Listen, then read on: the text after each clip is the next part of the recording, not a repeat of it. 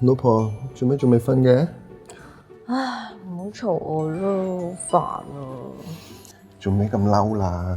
係咪唔舒服啊？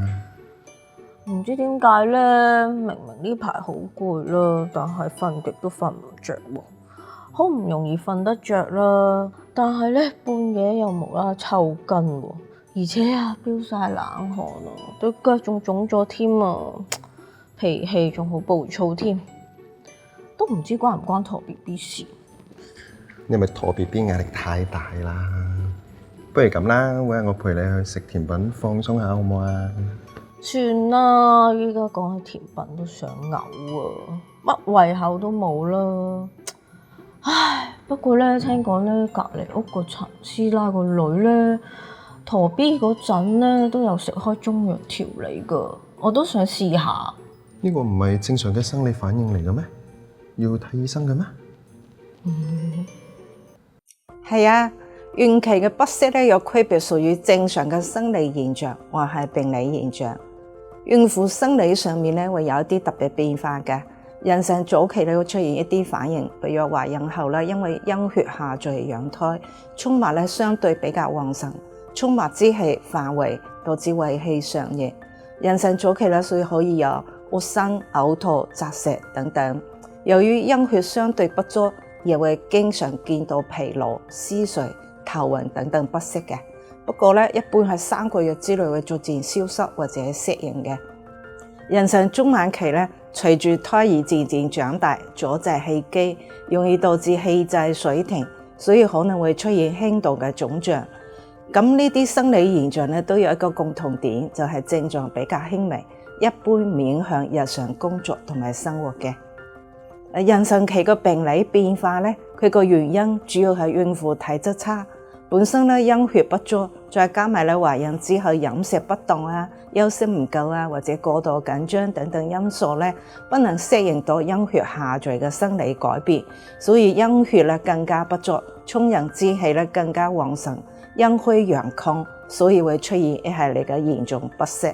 妊娠早期可能出現劇烈嘅嘔吐，甚至咧完全不能夠進食，嚴重嘅疲倦同埋嗜睡。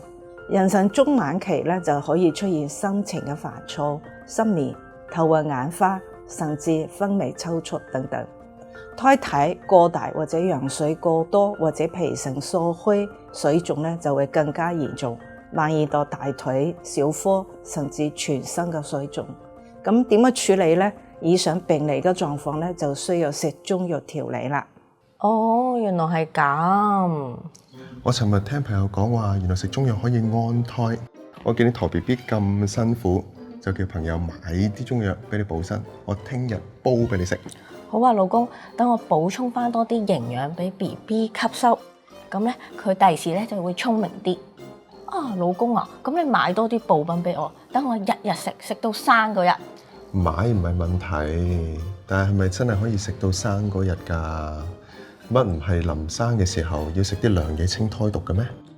咁複雜，我唔知喎。孕婦嘅飲食咧都係好講究嘅。嶺南地區咧氣候比較濕熱，婦女咧往往脾虛，尤其係懷孕之後咧脾胃運化功能比較薄弱，所以不宜食肥膩辛辣食物，亦不宜食太多嘅補品。妊娠早期嘅飲食原則咧，應該選擇品種豐富、營養全面、清淡易消化嘅食物，但量咧唔需要太多。每日咧一隻雞蛋、適量嘅魚同埋瘦肉、雞肉等等，多種顏色嘅蔬菜和水果，亦都可以多食啲黑桃肉，補腎補腦，令孩子聰明。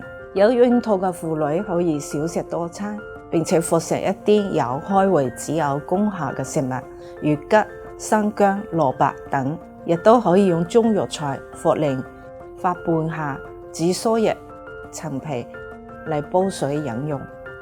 妊娠中晚期，如果胎兒生長發育遲緩，可以服食烏雞等人參；妊娠水腫，可以服用冬瓜皮、赤小豆、玉米酥等等。孕婦食中藥咧，亦都有一啲注意事項嘅。一般嚟講，中藥安胎係比較安全同埋有效嘅。健脾補腎咧係最常用嘅治法，但係一定要喺註冊中醫師嘅指導下服用。孕期咧，忌服強烈嘅活血化瘀中藥，有毒瀉下、滑痢同埋散氣耗氣嘅中藥，例如田七、桃仁、紅花、益母草、薏米等等咧，一般要避免使用嘅。嶺南傳統嘅清胎毒咧，亦都要慎重嘅，例如白蓮梳咧，可能會引起早產，所以要特別小心。孕婦其他嘅調適方面咧，除咗飲食，孕婦都要注意休息，冇太過勞累，亦都要適當活動，不能過於安逸，亦要注意衛生，尤其係外陰嘅清潔。妊娠頭3個月同埋最後3個月咧，要更防事。